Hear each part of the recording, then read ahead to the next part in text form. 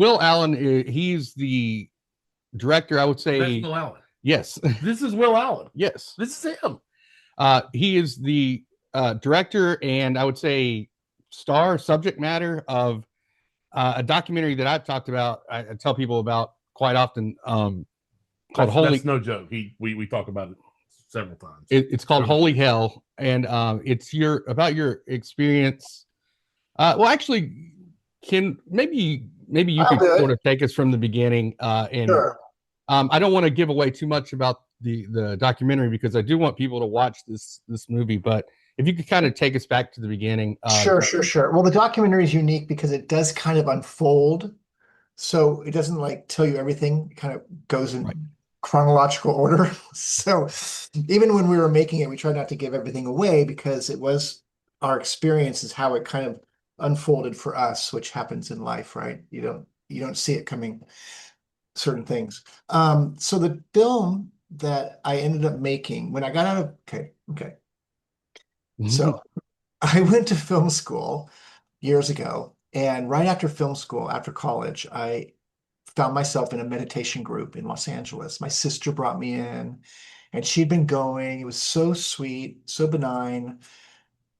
East meets West, right? It was more like I was raised Catholic, and I knew that wasn't the answer. So I was really open to other cultures. And this was all these cultures coming at me. And I'm sorry, just to interrupt.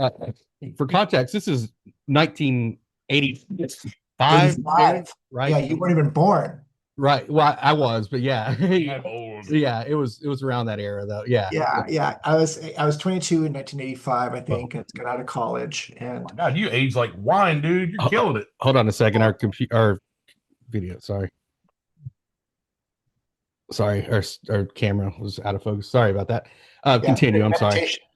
Meditation has some good side effects. But yeah, and I was just like trying to find the answers. I wasn't happy. I wasn't sure I wanted to be a filmmaker. And I was like, okay, well, what's life about? So my sister said, you've got to come to this thing. And there was this teacher, and I didn't even know what it was about. I didn't know it was even about meditation. And there wasn't a lot of yoga yet at the time. It wasn't quite popular. But I walked in and it was other religions, Hinduism and Buddhism and Taoism, and Jesus was there. Everything was there. And I was like, wow, this is really interesting. And so I got involved. I started to learn how to meditate. And there's a teacher, and he was from Venezuela, and he was gay. I was gay. No, I still am. And, You and I know I try to bring that up front. And he was, this ideal. He was an actor, singer, teacher. He'd done all this stuff. He was older than all of us. We were all pretty young. And guys and girls, just a mixed crowd. AIDS had been just coming on the scene. And so everyone was afraid of catching AIDS. And so this was like a perfect, safe place where, the teacher would say, don't have sex, don't do anything, let that energy. So he became like my mentor. And then he was like the guru. But it all started kind of slow. Right. Yeah. Well, I wanted to say that one of the commonalities, I think people, when they have questions about how did somebody get to the point where you get to in this documentary, the question is, it always seems like they look at the end result and they don't look at the beginning, where the commonality is that people are looking for something. They're lost a lot of times, from what I've seen. And especially 1985, this is not where you can just go out on the internet. No internet, yeah. Right. You can't just find groups. And you're learning about cool stuff. I mean, other religions, people are telling you positive things. These are good things that are coming into your life. Yeah, we were learning about the world and everything. Things I didn't learn in college. Let's just put it that way. Right. I didn't come out of college prepared for everything that was going to come my way. This was really more about psychological, emotional work, ego work, shadow work, dealing with your dark feelings, stuff like that. And then also resolving it all with like love and happiness and community and stuff like that. So it was really supportive. But I think, John, where you're going is Because when I started to make Holy Hell, I was like, okay, what was it that was common about us all? Were we all like codependent? Were we all just like a mark Right. walking into something going like, I'm stupid? And then we weren't. We weren't. I mean, obviously we were to some degree, but that is cultivated also. A dependency is something that can be cultivated. Sure. Uh, and we were taught we had to be dependent on him. It was like, you can't do it without me. Eventually it was, you can't do it without me.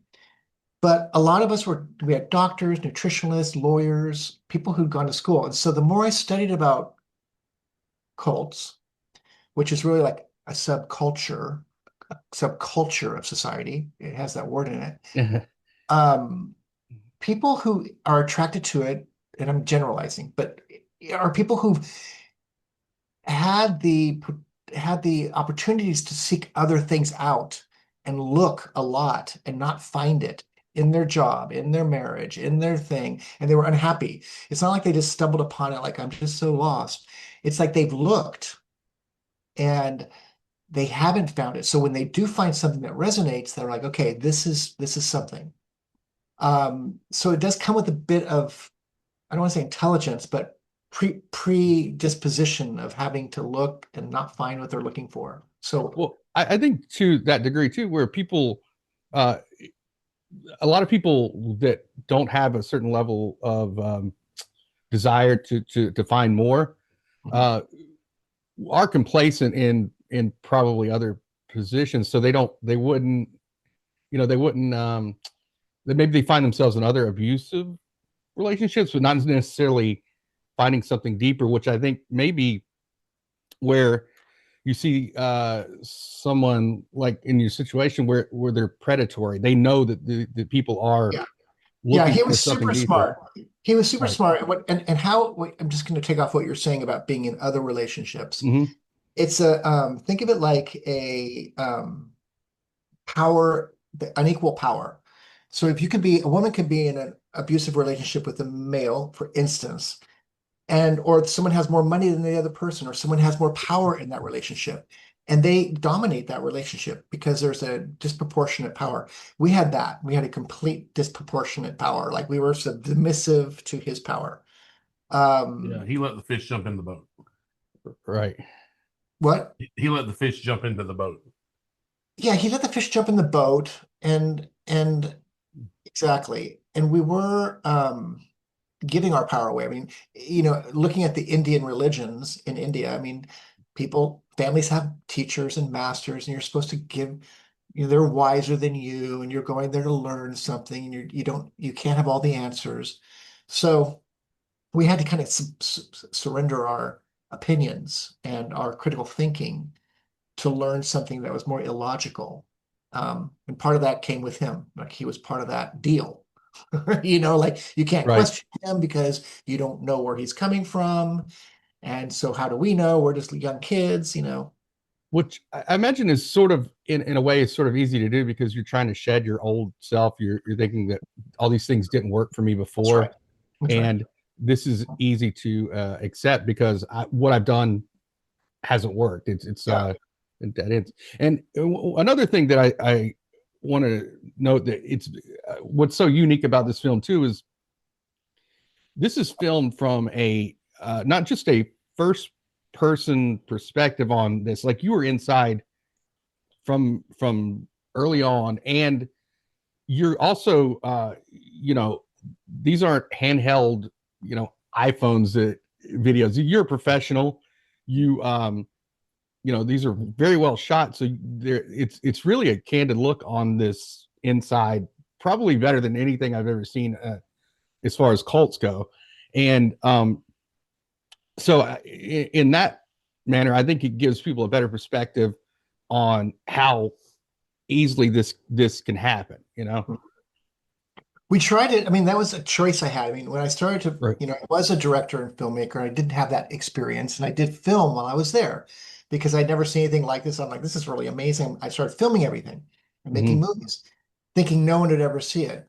But later, just to address the difference between this film, I think why works as a more personal film is because we didn't let someone else come in and direct it.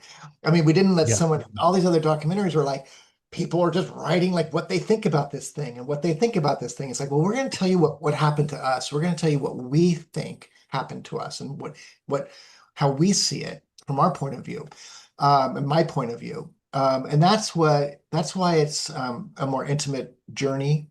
Again, I was almost started working with a woman who wanted to like co-direct with me. And I was like, I don't know. I mean, you weren't even there.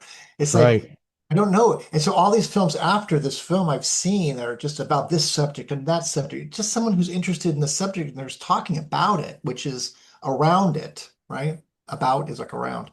So that was something that I was grateful that I had the skill set to do that and to keep it like, I mean, I had people around me that were in the world who would like make sure they had my back. I wasn't going too far off and that people could follow the story and, I wasn't embarrassing myself too badly.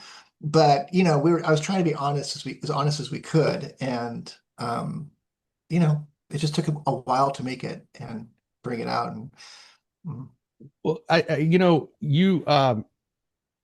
we talked about sort of taking the power dynamics away too. And part of that's sort of isolationism, taking people away from the people that they trust before, they trusted before. And this is exactly what happened there. But I think a lot of times people have this image of a compound or people living in, a building with, you guys were living in, we had our own houses. Yeah, and it was beautiful. But we did live together, like 5 people to keep the rent down, right. Smart things like college kids would do. But you were looking around and it wasn't, it was the utopia sort of that you were promised as far as the scenery. I mean, you weren't in a bunker. It wasn't a doomsday situation. See, I'd have messed that up. I'd have had people doing martial arts outside. Well, it was a little completely screwed. Like I'd gone Bruce Lee style. I've been it was a little of that, right? I would have gone into robes heavily. Yeah, well, that's no fun. No, we were modern. Like sometimes we would watch old videos from like teachers from the 30s in India, and they're all wearing robes and they're all adoring, and we were like, we're super modern. We go to the gym, we eat healthy, and one time after a movie, he took us to the movies every Friday and we'd all get around in a group afterwards and talk, and he would talk about the movie. We'd see like popular movies. Well, one time we saw a spiritual movie and I was like, I had just gotten to the group and I was just like, I was being introduced to like India and I was like, God, this is not like what we're doing, but he's talking like this is who he is, but he's not this. He doesn't wear robe. He wears a Speedo. This is not. And I was like really questioning, like, this isn't spiritual. Is that the first point when you started questioning? That movie really did make me think, because I was getting educated about what is considered spirituality elsewhere. And I was just like, well, this isn't what we're doing. And he came out to the car out when we were all talking. He said, that would never work for you guys. You would never be attracted to an old man with a beard in a robe. This is a modern society. I'm a modern guru, for the modern times. You are modern people. You're not going to be attracted to that. And he's right. And I was like, oh, you're so right. And then I saw the perfection. Like, oh, it's so perfect. The universe is so perfect. Was the he had an interest in film. I mean, he was in Rosemary's Baby, right? He had a non-speaking part. Yeah, he was an actor. He loved acting. Right. Did you guys bond over that at all, or was that sort of central in what he was talking about as well? Was that we had a lot of actors in the group. There were several actors in the group. How he brought that into our world was he was an actor, coach, teacher.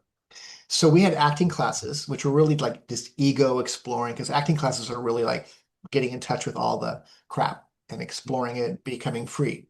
So we had acting classes every Monday. So he was an acting coach for us. Not that we were actors, but just so that we could get past our ego and get like in touch with ourselves. A lot of us weren't actors. I'm not, not at all comfortable in front of a camera. I don't mind interviews, but I mean, I'm not, put me in front of camera and I won't be able to act. So yeah, so he used dance, acting, singing. He was a singer. I mean, he used all the arts to get us to loosen up, to get us more comfortable in our bodies, to get us more happy, whatever. So yeah, it did become part of our world. Dance. I was never going to be a ballet dancer. I learned dancing. I learned how to dance ballet. I learned how to do massage, acupuncture, things I never was interested in. So somehow or other, John, I mean, he used all of his tools in his Yeah. toolbox in his way that he helped us. And he was helping us. I mean, we were getting better people. Well, again, at the same time, I think, taking somebody out of their comfort zone, doing something they don't know how to do or are afraid to do, it also exposes a bit of vulnerability, which is, again, for predators, that's right down their alley. That's exactly what they look for. But, I guess when you're also getting self-improvement, that you look trying to look towards the positive, I would assume, in those cases. Well, Um, go ahead. Go ahead. no, Oh, when things bad happen, which would happen, right? If you think about it, like every day you'd wake up and you would reprogram your day. You'd start with meditation, say it's a brand new day, brand new moment. None of that is here. So when abuse started happening, I would have my friends who would reinvigorate me into like this beautiful moment. And so everything would wash off our back a little bit. Like you'd be able to, I think everyone does this, every human being does this. We go to sleep at night, we wake up and we have a fresh start, right? right, And also he did therapy sessions with us where he'd have therapy, hypnotherapy. And so, he could rewrite everything in your hypnotherapy session. If you know, I never talked about him in my sessions with him. I never brought him as the problem to him because I knew I couldn't do that. But if I had a problem at work or something and I was working somewhere and I'd be like, oh, I'm feeling judged by the people I work with, we would work that out in my child regression and come out of it. And I just rewrote all that. And I was just like, okay, I can deal with this now from a new place. So there was all of that happening, if you understand what I'm saying. sure, But and I think meditation is to give credit to that because we can renew every day if we want to. If we want to. Um, you mentioned earlier about isolation, hmm and I wanted to bring a comment on that because that is a real big flag for anyone who finds himself in a group or any kind of community where you start getting isolated. And one of the characteristics of a cult is one, they isolate you from the outside world and they discourage seeking outside thought. Now, if you look at our politics today, a lot of our politics are one way is the way, don't listen to other people, don't listen to the false right, people. And that's like, those people don't have a chance. If you're isolating yourself with one kind of mind thought and you're not seeking other thoughts, right? Eventually you'll be asked to do exploitative things that you never would have done. And the other thing about a cult, which I learned in hindsight, um, there's 5 characteristics, those ones I just mentioned, isolation being one of them, is that the cult leader needs to be living and have this sort of power where you can always reference him. It's like he's alive. So Jesus, when he was alive, he could have been considered a cult leader, right? He was alive, telling people what to do, follow me, not them, whatever. But that element has to be there. And again, that's just a subculture. I'm not calling it a bad cult. I'm just saying Sure. it's a subculture.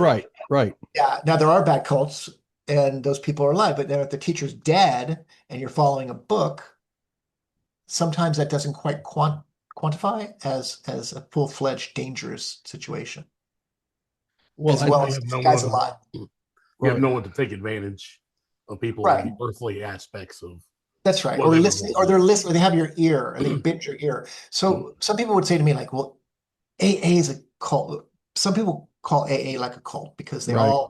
you can't go drink, don't hang out with those people, stay here, keep it. but they open a book. They're very anonymous. They're very like they never have one person in charge. They have a book they follow. I mean, it's not a cult. It's a culture. It's a way of dealing with, a shared problem. But there is not one person in charge. You have different sponsors and stuff like that. That keeps it safe and keeps you safe. It's the ideal that you're sort of following as opposed to at someone's whim, I guess. That's right. That's right. Someone who knows better. I'm sorry, you mentioned culture. When you were, there was a big cultural shift between, I would say, the late 80s and the early 90s. Were you guys aware of that inside of the Buddhafield? Were you guys able to sort of see the outside world in that way? Because it did go from a, I guess it would, there was a lot more, people were a lot more open-minded, willing to sort of take on new ideas in the, I would say, early 90s, as opposed to, 5 years before. Or was it sort of confined and you sort of interpreted it through well, I can only relate to you this way. I'll just relate to you this way. We all worked in job, and I mean, I did for a while, then I got kind of sucked into the inner group where I didn't get to even see friends, right? I was just like with him all the time. But everyone had jobs in the world. They all listened to music. We sang. We had, we watched movies every week. We were out there. We were watching the change in society. We weren't really a part of it. We were watching politics. We voted. We protested. We do things like that. We were really he'd have us be active in some stuff like that. So yeah, we watched all that. But the difference I noticed for myself is that when I was in college, I mean, I love music. I would go to concerts. My whole high school was in concerts, college concerts, you name it. I had amazing CD collection or tape set collection. And all of that, like I got out of touch with that for many, many years. I was not paying attention to like who's hot, what's happening. So I got out of touch with as society and things grew, I did, because we weren't really paying that much attention. But we were noticing it. We were aware of it all. We knew it all. We just weren't like, I couldn't do it the way I used to do it. So you missed a lot of the early MTV years. I did. Kind of sucks, man. No, I saw the early MTV because that started with like 80 Cops and Twins. 83. Yeah. I saw that stuff. I was all into new wave and stuff. But yeah, I miss like the 90s music. I really did. It's good times. I know. I caught up since, but it's not part of my imprinting of that period. Like, I have a memory. It's more like I learned it later. If there were criticisms inside the group where people started having doubt, what was the level of sharing to others about that? Was it looked down upon, or people secretive about that, or yes, very. You could. This is why I could never talk to him about himself. I could never say, I'm having a problem with you. Never. I wouldn't. But some people would talk amongst themselves, but it was really, he had this way of like making you devoted to him. And like he'd almost have you promise, like, this is between us. You can't talk to someone else. So people would do that. They would really honor their commitment to his relationship with him. But slowly but surely, people would talk to each other and say, like, this happened or that happened, or I don't like this. The thing that most common started happening, and it happened with the people who had come to the group originally, like from the very beginning, before me even, were like, this isn't what we started. He started off being about, you're an individual soul. You have this, meditation light inside of you. Go learn it. Go do it. Then it became, you can't do it without me. I'm going to take you there. It's through me that you're going to have this grace come to you, all this kind of stuff. And that switched to people who were really hip and had been around for a while. Were like, this isn't what we started. And so that was talked about, and he hated it. He hated it. If he heard anyone, it's like our president. If he hears anyone talk bad about him. Yeah. Narcissists get very defensive if their shield gets broken. he would just attack that person. He would just say that person's a stupid idiot. He'd start really, and then we started noticing that behavior. Like, wow, he's so angry, he's so defensive, so his shell started to break when we questioned and started to go different directions. Yeah. Did you see a lot of apologists for that behavior too, though? People were saying, "Oh, this is just Yeah. the I was an apologist. I would say he's from another country. Mhm. This isn't his normal language. He was raised in a third world police state. Of course he's paranoid. He's an immigrant. I would always think like, this is why he's scared. This is why he's paranoid. Not that he was These hiding are something. Yeah, sorry, oh, Jason. no. So were these arguments you were making as much to yourself as someone else, just to Yeah, keep yourself because being right? yep, but I also looked at my childhood. I had a mother who was like a bit of a narcissist, but I knew she loved us, but then she was also like really, mean sometimes. And I never lost fact that she loved us. I always would say like, yeah, well, I learned how to be around a personality that had both things going on personally. Yeah. And So I that gave him a fit your lot of journey. what? That kind of fit your journey, like It at that did. When I time. saw him acting two different ways, I was like, yeah, he's acting a little weird here, but he's not always like that. So I would just kind of rationalize myself in and out of holding him accountable. When you finally got to that point where you sort of realize like, oh, this is not where I need to be. What was that feeling like? I mean, this is something you built your entire world on and whole Yeah, community. yeah. What was that like for That's the you? problem. That's the Mhm. problem right there is that everything was built on it. Mhm. And that, all of us, I'd given up my career. I had no friends from college left. I mean, we were all just family and friends. And there is this syndrome called the yes syndrome. When you start to say yes multiple times, you become pretty convinced that you're right and that you don't want to say no, that I was wrong. And it's hard to get Mm. to the no part. Right.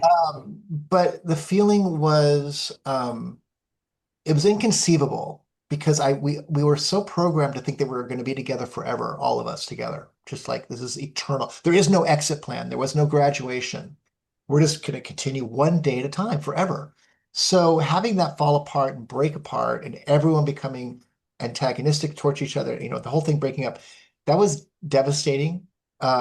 Like a family breaking up, and losing all of that benevolence and connection. And it was daunting. Took a few years to get over that. Mhm. Were there people on the outside that were sort of telling you like this is not normal, this is not what you should be doing at during the at any point during No, this? no, No. because we never let anyone know what we were doing. We Mhm. lied quite a bit.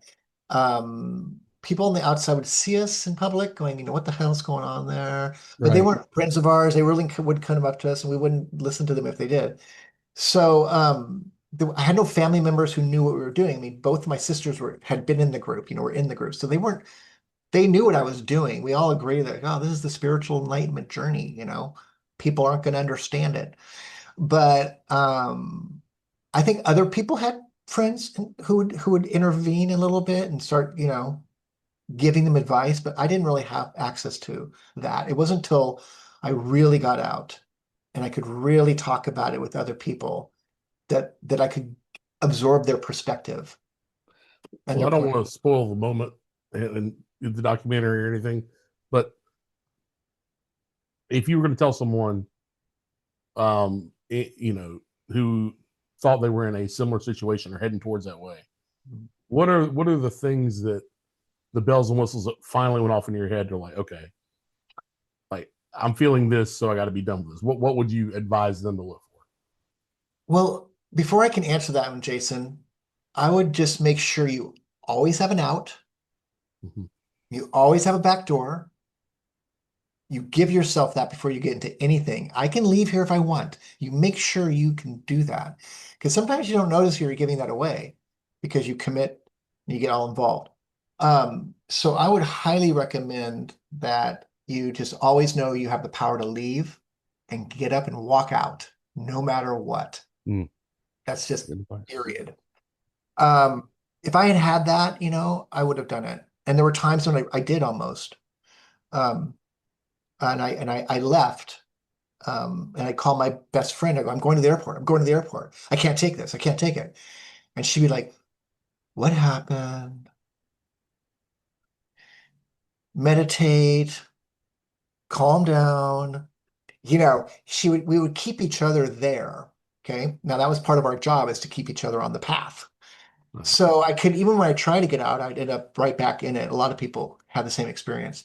Mm. So I think the feeling to look for, I mean, yeah, if you start feeling like you're being told, or put down, or that you're wrong over and over, and it's actually demeaning your experience and not uplifting you on some level, it's triggering you. And also really, okay, here's the thing I didn't know, which I would love to tell everyone, is like our gut is our instinct. Like we have a gut reaction. Oh my God, I don't want to be here. That's your gut. And we have a heart here that says like, I'm feeling this. Well, we were cut off. We cut all that off.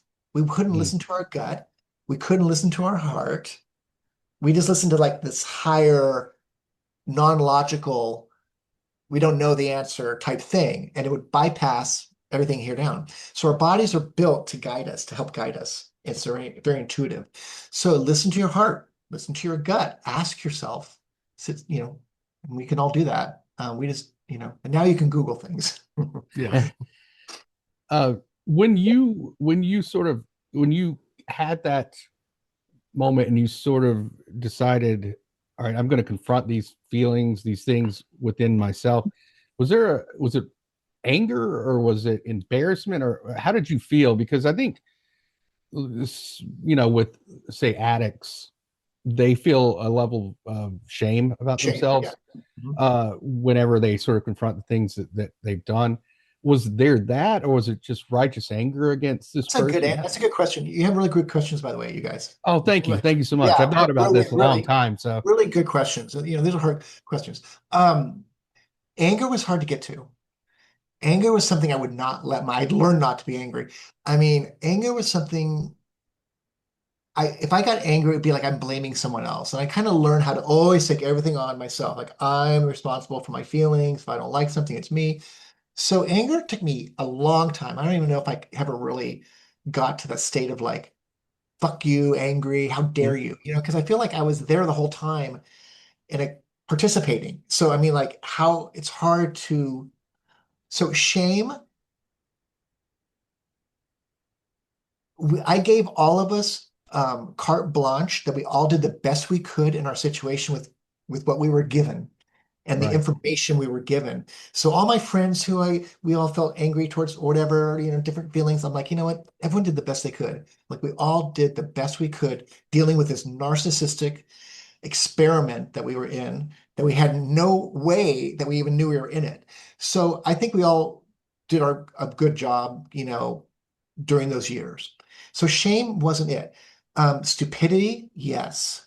I feel very, not now, but I felt very, well, often we wake up and we're like, God, I can't believe like that many years went by. What the fuck? I'm Yeah. old now. So regretful. So it's regret, right? But then even regret, like when I was making my film, I was like, I'm not going to ask people, so do you regret being in part of the group? Because I was like, you can't ask someone who was in a marriage with an asshole who ends up cheating on you and fucking you over. Do you regret marrying him? Well, I have three amazing children. I learned all this stuff. It's like I can't regret my life either. So all of it's really complicated.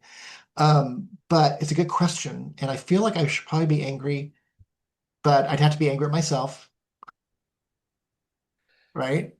Yeah. Go for the To- minority, it being angry at yourself. What? Yeah, I A don't. little bit of anger. Right. I think I, with the A intention. lot more somewhere. I'm hateful. There's hatefulness, and an aggression, but it's coming more from like momentum against something that needs to be stopped. I mean, I really wanted to stop him. Well, I think intention is such a powerful thing when you analyze yourself and others. If you're intending to do something good and helpful for others and yourself, and it gets distorted by somebody else, I think that's, being angry at yourself. You got to kind of take that back a little bit, and I know everybody is self-critical in that way.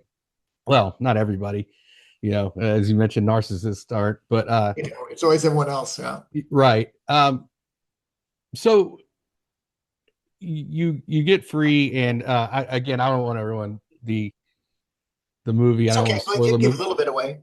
Well, I mean, there's a confrontation at the end, and I haven't kept up with this. So this group moved and sort of reorganized, right? And are they currently active, or do you know?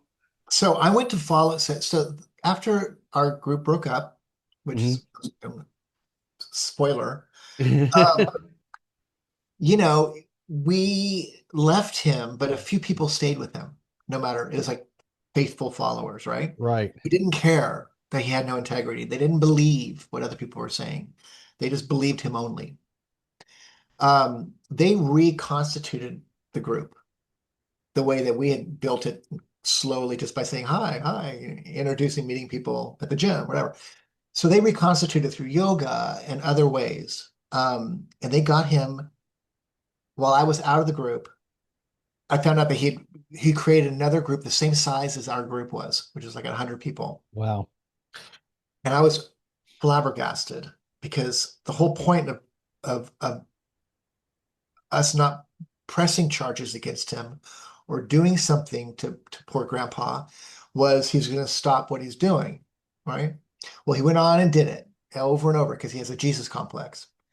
So, yeah, and he's like, that's who he is. I'm going to save souls. Okay. So, yeah, that group was the one who had to confront themselves with Holy Hell. When Holy Hell came out and everything came out about, we were the group before you. This is going to happen to you. What's happening to you? We're the first wife. Yeah, we're the first wife. And so, yeah, it kind of it exploded in the same way. 50% of the people believed it. 50%, they already had the red flags you were talking about. They already had those feelings. 50% of them didn't want to stop what they were doing. They didn't want to give up their path. So that's going to happen even in our society when things come out. Yeah. Half of those people who are hardcore followers and believers are going to agree, and half of them aren't going to be interested in submitting to the truth. And I know you have to go in a few. I just wanted to sort of touch on that really quick. In our current society, you mentioned how people are polarized, and it's easy to get dragged into that. And I see things like, the QAnon phenomenon, whatever you want to call it. I would call it sort of a Disney online cult. But when you were when this happened to you, you had to be in person, you had to be there present. But now you see a lot of people who are isolated in their own homes but still get dragged into groups online. Have you seen sort of a commonality in that, or is it a totally different thing in your opinion? Well, that's interesting. That's a good question. I haven't thought about that. I don't know the difference. I do see it though. I do see, like, the first few years afterwards, I went to a church here or there, and I could see, like, oh my God, just the organized centrality of it is like, I know how complicated that is. I know all the ego dynamics. I know how I never want to be a part of that again, ever. I have been part of a few groups online where there might be someone who I find very interesting, and he or she is a really amazing speaker, and they have a few followers, and it's a group, and I've gone into their maybe Patreon accounts, and I start feeling like, okay, this is unhealthy, not because the person in charge is doing anything particularly unhealthy. It's just that the group mentality, it's so easy for us to kind of just give our power away to somebody else. It just happens, they know more than me. I need you. That happens. It's going to happen. Yeah. There's Facebook groups are big about that. Well, parasocial relationships as well. Like you see someone who, just in the podcasting world, I know that friends of ours they'll have people that swear they know these people that they've never met, or they met one time and they're suddenly they know everything about them, or they're friends, or they know what they're thinking, and it's What my friend Bill Murray told me. yeah, your best friend, Yeah. Bill Murray. No, but it is strange. And I see people that are able to almost anonymously take hard lines on things, and but they get sucked into this What do you line mean of hard? thinking. What do you mean hard lines? Well, if there's they'll defend something that is beyond logic, I guess, and they'll take a hard line on, Or to a point beyond logic. rather, yeah. But they'll continue to fight for it, and a lot of times they do it, with an anonymous account or whatever. But personally, there's a person behind that account, right? Yeah. Where they still get some sort of serotonin. I don't do it anymore. Boost from that or whatever it is, but they get something again that they're feeding into. Yeah. Well, again, I know you have to go, but I'm okay I do with want to. It's I'm- 2:11. It's up to you. I'm fine for an hour. It's up to you. Okay, well, I just wanted to mention that after you moved on, you've done some amazing things as well. So, and you continue to work in the film industry, and how are we following each other? Are we following each other yet? I just started getting back into social media, so now I'm all into. I don't know. I will. We will. I'm probably following you, but I will definitely. No, I will. I just started getting back online. I've been kind of reclusive, working, not wanting to put myself out into social media. Now That's I probably do. the healthy thing to do. I know, but now I feel like I know what I want out of it. Yeah. I know who I want to be in touch with and stuff like that, whatever. But I do want to say one thing about the online thing you were talking about before we change the subject. Is the hard part is, I'm not talking about people who do the hard line. I'm talking about people who track groups or who become an authority in some area and they want to become a teacher on some level, right? And I always say this after the group. I go, it was so invaluable what I learned during that time. Like, as a society, we all need teachers. Like, we're not fully formed from a child to whatever. We're still learning as 22, 44, or whatever. You're going to always be learning. So how do we have teachers in our society without hierarchy or giving your power away? That's up to you. You have to become a really good boundaried student where you're like, I'm going to learn from this person and I'm going to be open, but I'm also not going to be making this person special, more special than anyone else, right? They're just a teacher helping me, because we have to give knowledge to each other somehow, right? Right. I mean, It's gotta pass. somehow. Go ahead. I'm sorry. That's all I wanted to say. Oh no, I was going to say this is actually our friend Nat had this question for you, and her question was, how do you take those ideals, the good parts of what you learned, and apply them without, is it possible to do that? And I think you're answering that apply now. Them without apply them without what? Apply them without what? The negative parts, the ego. Yeah, it's taking me a while to separate that. I remember when it just happened, I was like, okay, nothing spiritual. I'm so confused, right? So I didn't take the baby or the bathwater for a long time. And then I would never, one thing me and my friends never do to each other is tell each other what they need. Like, because we'd always do that with each other. Like, I see you doing this and I think, okay. We never, because someone's guided each other in that situation. So we don't do that unless someone asks me, like, Will, what do you think? Like, what do you think I should do here? Then I will engage. So, never offer free advice. That's just bullshit.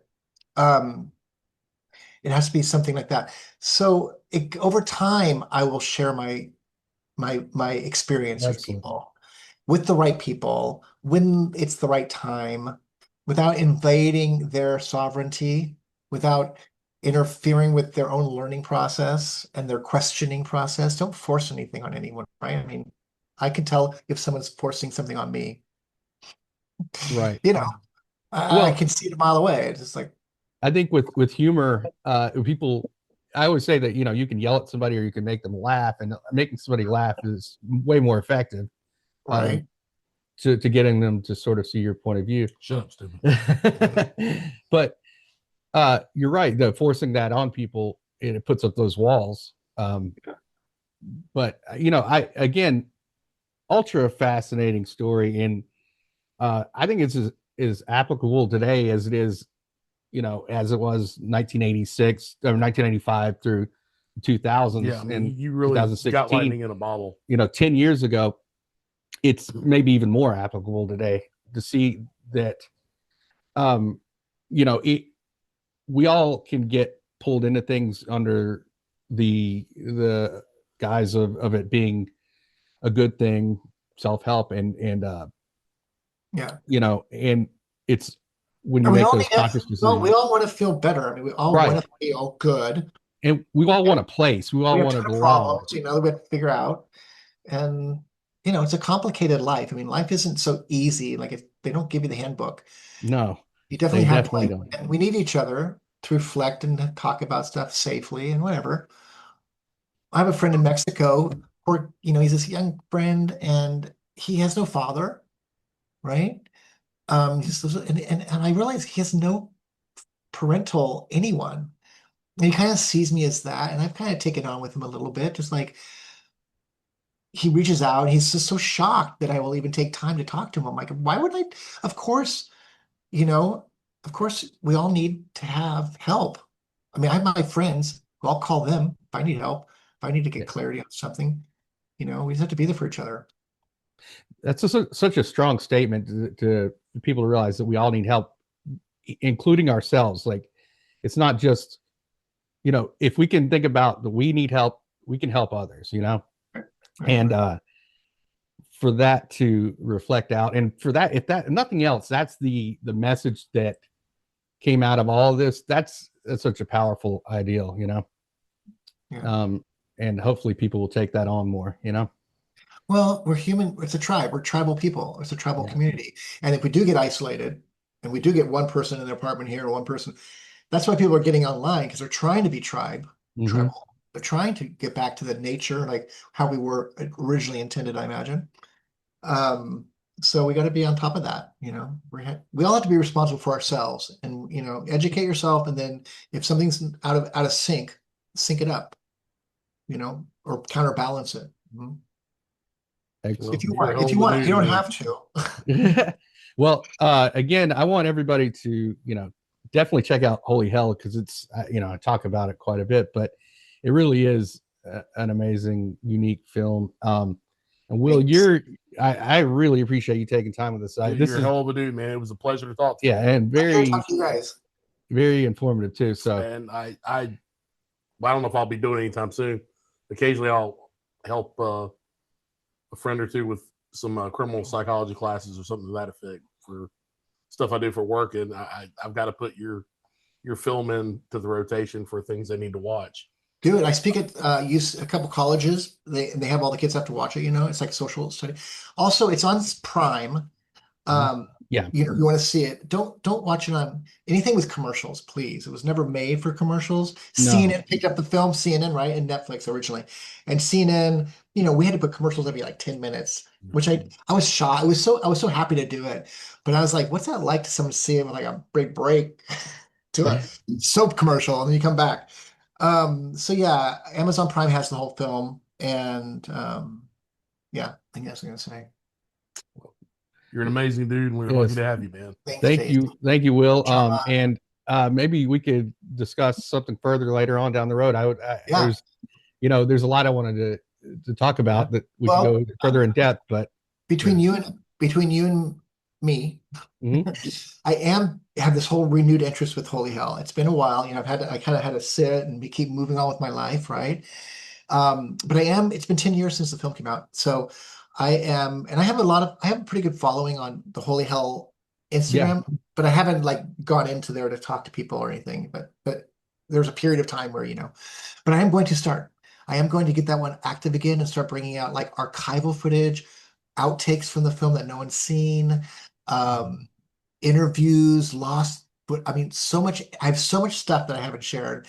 I'm like, I want to get it out there just to have it be there, because I put so much energy into it anyhow. It's just sitting on my computer. So I just want to share it. So I'm getting much more open about sharing again and not feeling so vulnerable.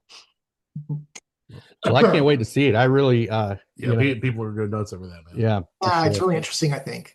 yeah, I like it, so I imagine someone else will like it. absolutely, absolutely. Thank you. Well, Will Allen, thank you so much. Thank you, John. And hopefully we'll Thanks, talk to you Jason. soon. All right. All right.